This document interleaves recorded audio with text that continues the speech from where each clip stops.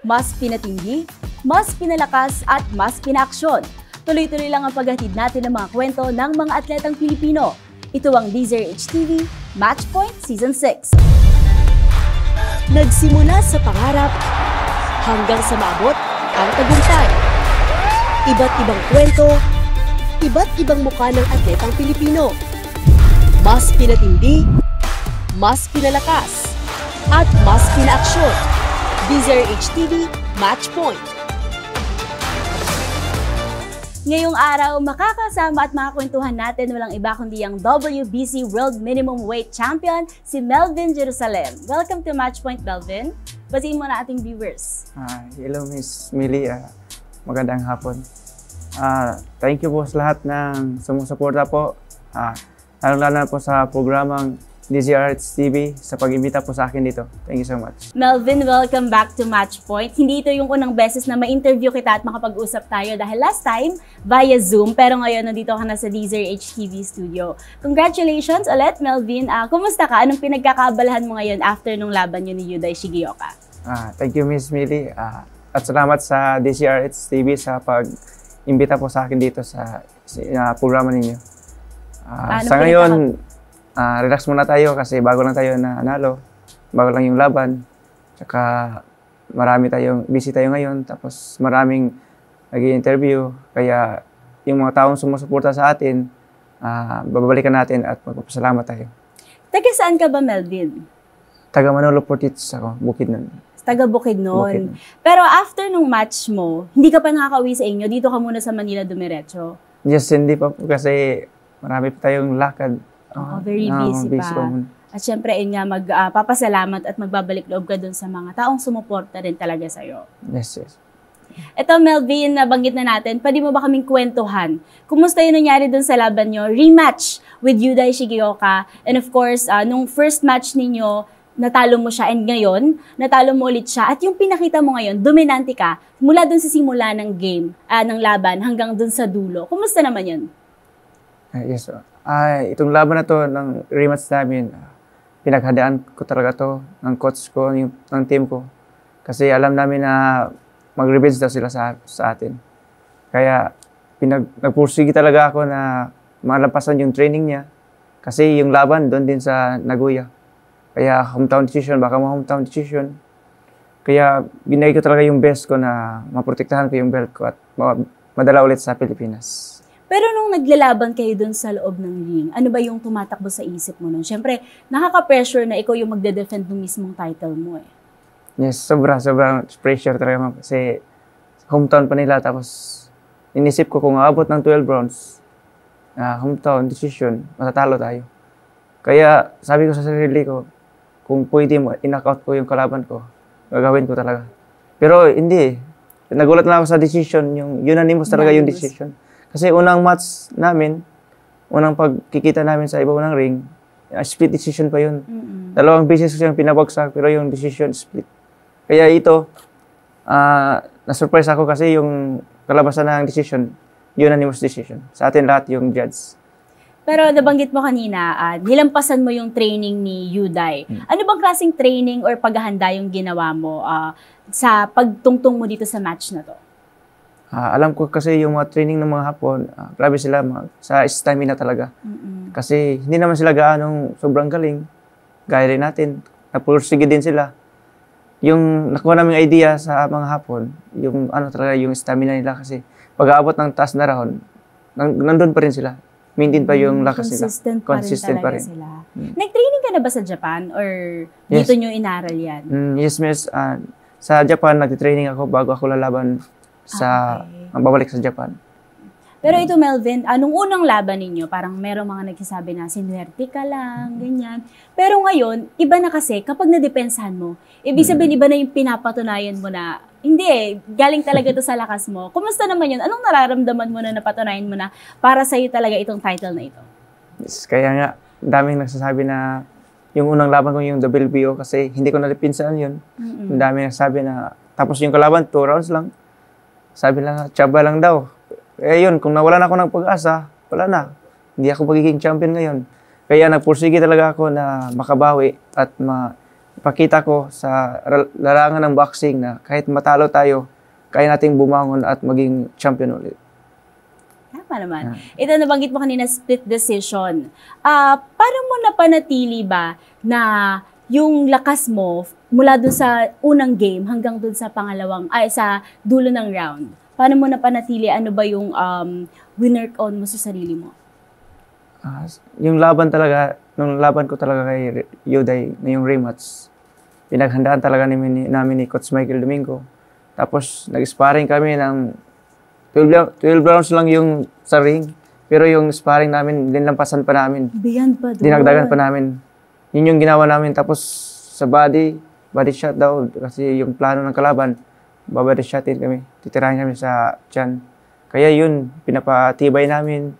Tapos, yung sa laban na, kompleto na talaga, 100% na talaga. Kaya yun, nagawa natin 1 to 12 rounds, ganun pa rin yung lakas natin at yung stamina natin. Ayun yung stamina nga, tama. Pero ito, Melvin, para sa mga hindi nakakaalam kasi, makakonsider ka na rin na underdog pa rin, di ba? Pero, despite that, lagi mong pinatutunayan na ikaw pa rin yung champion. Ano bang nararamdaman mo na from being considered na underdog, nakukuha mo pa rin yung title? Yes po.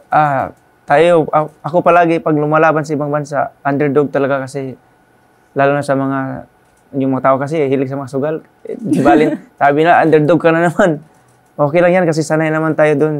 Yung sa akin lang, gagawin ko yung best ko at maipakita sa mundo at lalo sa Pilipinas dahil karangalan natin to at didipinsaan ko yung belt para sa Pilipinas. At ay nakikita naman namin yun. Pero paano mo ba ginagamit ng motivation itong pagiging underdog sa mga laban mo? Ginagawa ko lang yung kung isa din yung mga tao kasi sa akin na yung mga na-down sa akin, ginagawa ko yung motivation na mas may iangat pa ako, pakipakita ko sa mga tao na kaya kong maging champion at kaya kong dipinsan yung belt ko. At lalo na yung mga taong sumusuporta pa sa akin, yun yung napapalakas din sa akin, kaya mananatili tayo na champion. Okay. Let's talk about Oscar Collazo. Tama. Yes. Ngayon, parang in-announce nyo na magkakaroon ng rematch. Wala pang ibang details, pero possible na magkaroon ng rematch. Gaano ka-importante sa'yo itong laban na ito? Itong laban na ito, sobrang importante kasi bago muna kami naglaban ni Yuday, in-announce na pag manalo ka nito, magre-rematch kayo. Kaya yun, hindi ko muna inisip kasi nag-focus muna ako sa rematch. Ngayon na, tapos na, ito na naman yung goal natin na paghandaan natin. Speaking of paghahanda, sa tingin mo, paano mo paghahandaan itong laban ninyo? Yung plano namin, sa ngayon, kaya hindi pa ako nakauwi din kasi yun nga, busy sa mga taong sumusuporta sa atin, pinupuntahan natin. At especially, nag-asikaso kami sa visa ngayon para sa US. Para makapunta tayo agad sa US at maka-adjust tayo kahit 1 month lang. Ito, Melvin, si WBC President, pinuri ka mismo dun sa ipinakita mong lakas. Anong naramdaman mo na kahit yung mga matataas na tao, nakikita kung gaano ka kalakas sa loob ng ring and na-appreciate nila kung gaano yung skills mo ba? Kaya nga, shout out pala kay President Mauricio Sulaiman. Thank you so much, sir, for giving this belt. Very nice belt. Ayun, ma'am. Napapasalamat ako kasi siya yung presidente ng WBC kaya pinagigihan ko talaga na may dipinsan at proud din sila sa akin ngayon. Ito, Melvin, pag-usapan naman natin. Kasi di ba, noong una tayo nag-usap after nung unang match ni Yuday Shigeoka, tinanong kita kung mayroon ka na bang mga napundar, ganyan. Sabi mo, unti-unti. Meron ka naman na nasisimulan, pero syempre, hindi ganun kalaki dahil yun yung una yung match nga na naipanalo mo. Ngayon, masasagot mo na ba kung sa tingin mo, nasaan ka na ba ngayon, yung mga napundar mo, and kumusta yung pamilya mo? Sa ngayon, ma'am, syempre, kasi sa minimum weight, hindi ganong malaki talaga yung premyo. Iba sa mga level ng malalaki din. Pero meron naman talaga. Dahan-dahan lang, tapos yung manager ko, promoter, may binibigay din sila sa akin ng mga mapundar ko. Tapos yung bahay namin, yun yung tatapusin ko. Tapos nagbila ko ng mga lupa din. Talaga nag-invest para ka. may investment tayo. Pero sa mga business, naisip mo na rin bang pasukin ng business? Sa ngayon wala pa kasi focus muna tayo sa boxing. Pero ito, syempre, malayo na yung nararating mo. Pero for sure, niisip mo, ayun nga, focus ka pa sa boxing, nagsisimula pa lang, malayo pa yung karera mo. Pero sa tingin mo, ano ba yung mga naging struggle, ano ba yung mga naging challenge na hinarap mo na nagdala sa kung sino ka ba ngayon? Sobrang talaga ma'am, yung experience ko talaga sa pamumuhay namin, mahirap talaga kami kasi doon kami sa Mindanao. So, normal lang tao lang, yung makakain ka lang na sa isang araw, 3 beses. Tapos yung trabaho doon, sobrang hirap. Yung mga hirap na trabaho sa Mindanao, napagdaanan ko na lahat. Kaya sinubukan ko maging isang boxer. Baka sakaling maging ganito na. Nakamit na natin yung world champion. Dati pangarap ko lang maging champion kahit yung mga low belt lang. Nandito sa Pilipinas. Pero iba yung Diyos eh. Nanalig tayo sa kanya tapos pinagsikapan natin. Kaya ito na yung dream natin. Binigay. Wow. Isa kang inspirasyon dahil dyan. Pero sinabi mo na pinasok mo iba't ibang trabaho dati. Paano ka nagsimula sa boxing kung ganun? Nagsimula ko doon sa barangay namin sa Lingion. At yung nagdala sa amin doon si Kagawad Larry Unahon.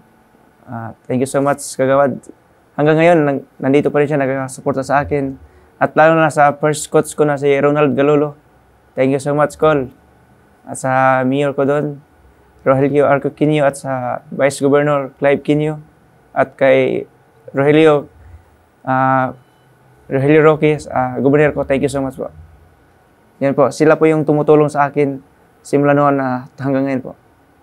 Pero dati ba, nung bata ka, naisip mo na magiging boksingero ka? Wala kasi yung hilig ko dati, baseball. Baseball? Baseball tapos takbo. Yes, ma'am. Pero hindi mo na siya naisip i-pursue, hindi mo na naisip na ituloy yung mga sport na yun? Hindi na kasi yung mga kapatid ko, boxer din sila. Tapos yung kaibigan ko, niyaya ko ng sobrang liit ko lang. Tapos wala nga mo niniwala sa akin.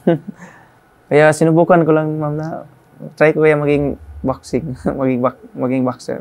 Wala naman tong pressure mula sa mga kapatid mo na boksingero. Di ka naman nila ino-joke na, Melvin, pumasok ka rin naman sa boxing. Wala. Hindi naman. Gusto mo lang talaga. Gusto ko talaga. Anong nakita mo dun sa sport na yun? Itong boxing, ma'am. Yes. Lang, parang nainganyo ako kasi mas na-priority ko ito kasi sa pag-aaral eh. Okay. Natigilan ko yung pag-aaral ko dahil sa pamoxing ko. Kaya ito lang talaga yung pinapatuloy ko. Dito lang ako nag-focus. Kaya yun, sabi nila, proud din naman yung mga teacher ko ngayon. Nung pumunta ako sa kanila, bumalik ako doon, tapos nagpapasalamat. Tama, kasi world champion ka eh. Diba? Yung mga kapatid mo, syempre, boksingero sila, yung pamilya mo, ano yung nasabi nila nung nalaman nila na nanalo ka? Sobrang tuwa nila, ma'am, kasi yung tawag nila sa akin, pirot, alam mo yung pirot sa, yung maliit ba na, sabi na pag inaaway mo, iiyak daw. hindi nila akakalain na magiging champion ako. Wow. Ginulat mo sila talaga. Pero ito, Melvin, nakuha mo na itong, nadepensahan mo yung yung WBC mo, yung belt mo, yung title mo. Ano pa yung gusto mo pang makuha in the future? Yung plano talaga namin, kasi libre lang mangarap eh. Plano ko eh. Nandito na. Kaya lubos-lubusin ko na. Pero ito talaga yung dream belt ko, yung WBC. Kasi sa world boxing, 4 na major belt. WBC, IBF, WBO, and WBE. Tapos ito yung dream belt ko talaga, ma'am, WBC. Kaya kung may darating man na ibang belt, bonus na yun sa akin. Kaya ito, didipinsahan ko talaga to at magpursige pa ako na tatagal to sa akin ng belt. Niniwala naman kami doon, Melvin. Pero syempre ito, nandyan ka na sa posisyon na yan, gumagawa ka ng ingay at pangalan sa mundo ng boxing. And syempre, marami na rin ang humahanga sa'yo, di ba? Pagpasok mo pa lang dito sa studio, di ba? Sobrang dami na rin nagtatanong, si Melvin, ganyan. Maraming humahanga sa'yo. Anong mensahe mo doon sa mga tao, kabataan na lang din, sa mga kabataan na nais sumunod sa yapak mo bilang boksingero? Sa lahat ng nangangarap na maging isang boksingero at sa lahat ng mga atleta, magpursige lang tayo at disiplina sa sarili at lalo na sa lahat, maniwala sa Panginoon. Thank you so much, Melvin, sa kwentuhan. Pero syempre, hindi pa tayo tapos. Dahil ngayon, meron tayong segment na tinatawag na Match Point Game Mode.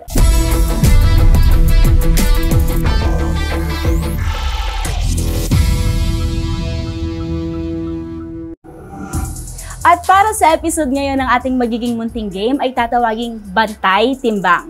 Alam niyo ba na si Melvin ay kailangan magbantay ng timbang na hindi lalagpas, tama ba, sa 105 pounds? Sa segment na to, susubukan natin ang galing niya pagdating sa timbangan knowledge.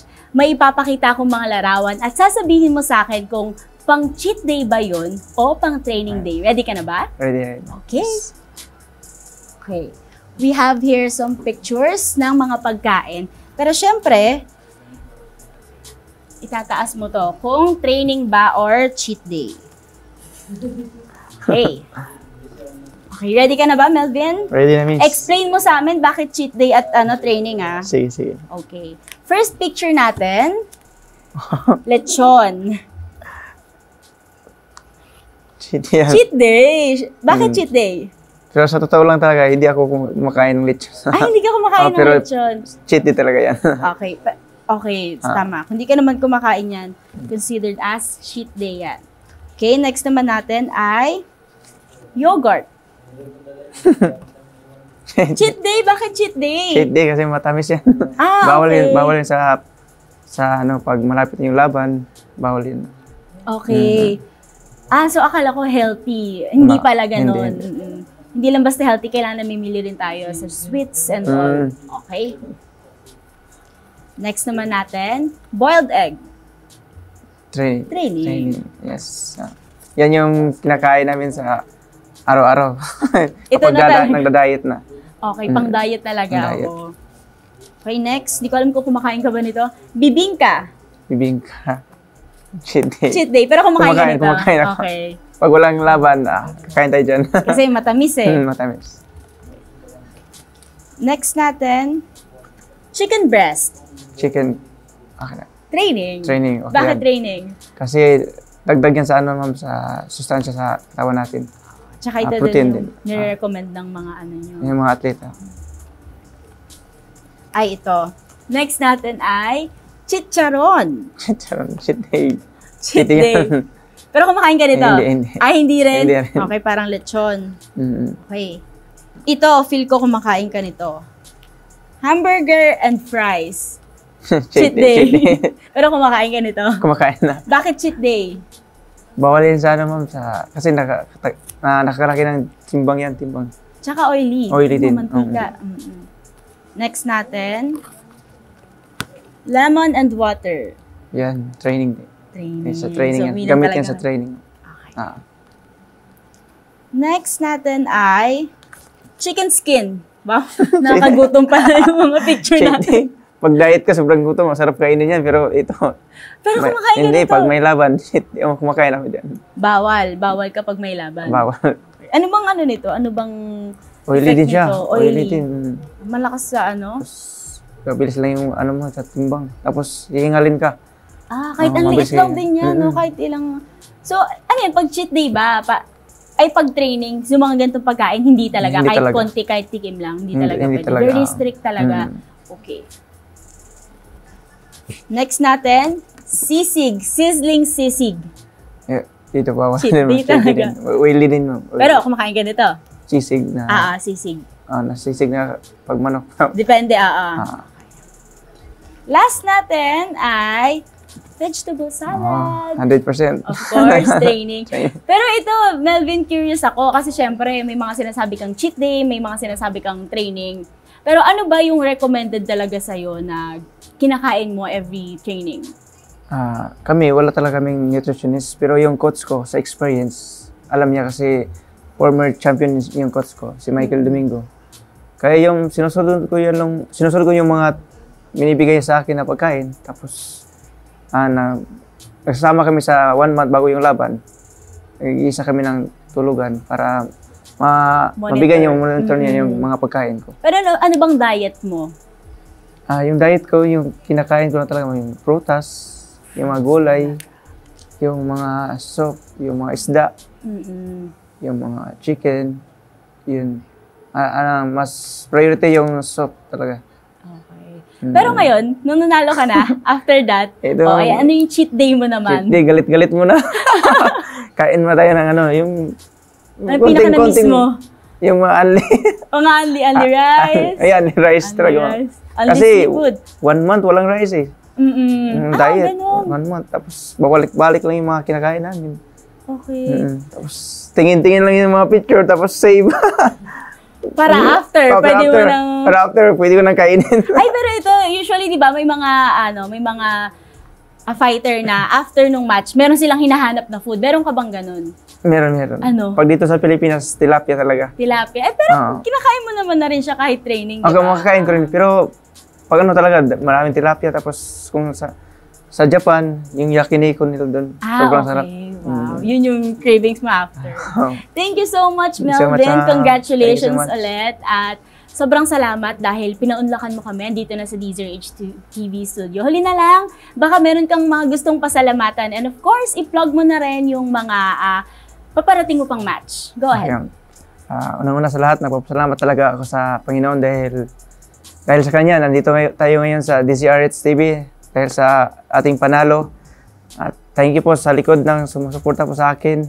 Yung manager ko, Mama Vic Machaura, at Boss Nobuyuki Machaura, at sa promoter ko, si Boss GC Manangkil, at lalo na sa coach ko na si Michael Domingo, at sa lahat ng sumusuporta po, lalo na po sa Manolo Portich, sa lahat po, yung mga coach ko, Ronald Gadolo, at sa pamilya ko po, maraming salamat po sa inyo.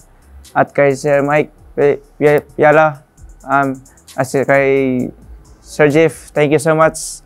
At sa DZRH TV po, maraming salamat ma'am sa pag-unlock po na makapunta po dito sa programa niyo po. Thank you so much, Melvin, and good luck.